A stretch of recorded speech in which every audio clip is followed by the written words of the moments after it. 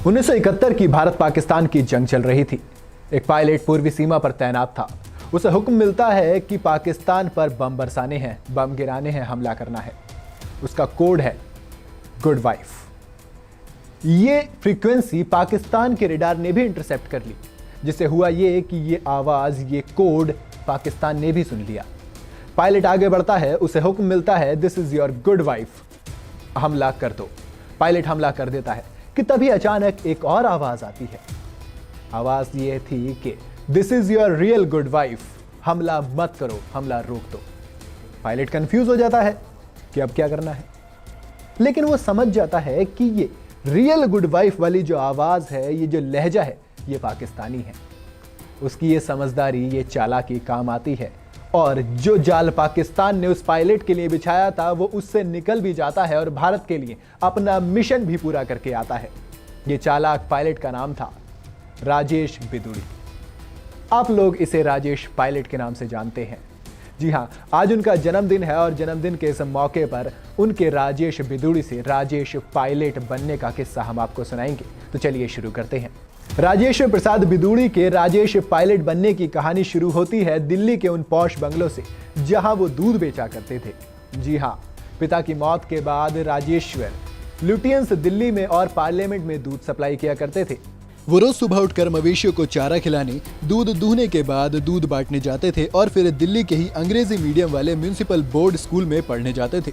जब दिल्ली में बहुत ठंड होती थी तो राजेश्वर के पास इससे बचने के बहुत अच्छे संसाधन नहीं थे। वो गर्मी पाने के लिए कई बार भैंस से चिपक कर सो जाया करते थे। गरीबी का आलम यह था कि एक ऑमलेट के लिए वो अपने साथ पढ़ने वाले स्टूडेंट्स का होमवर्क किया करते थे।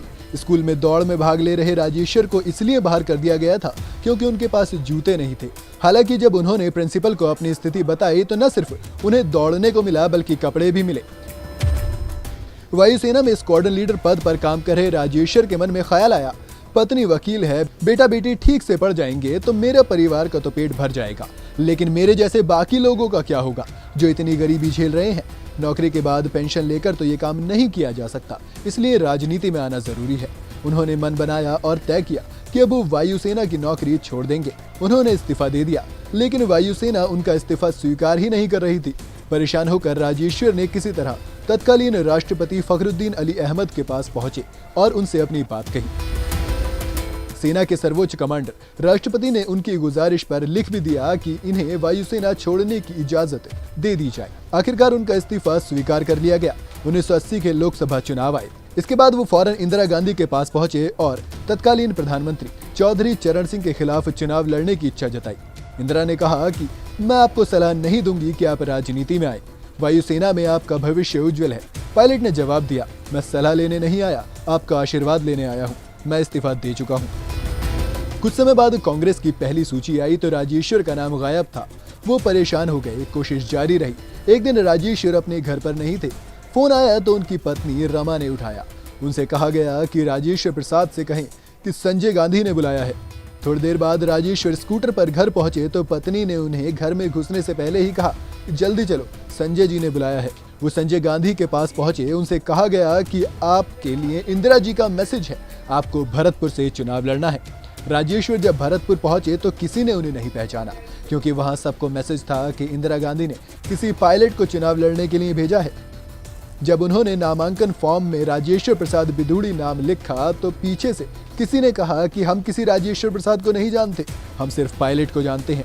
राजेश्वर ने कहा कि चाहे नाम गधा लिखवा लो, लेकिन चुनाव जितवाओ। इसके बाद 2 रुपए के स्टैम्प पेपर पर शपथ पत्र के साथ राजेश्वर प्रसाद बिदुड़ी राजेश पायलट हो गए। 11 जून को राजेश पायलट अपनी कार खुद ड्राइव करके जा रहे थे कि तभी एक बस से भीषण टक्कर हो गई उनकी कार की और इस हादसे में राजेश पायलट का निधन हो गया।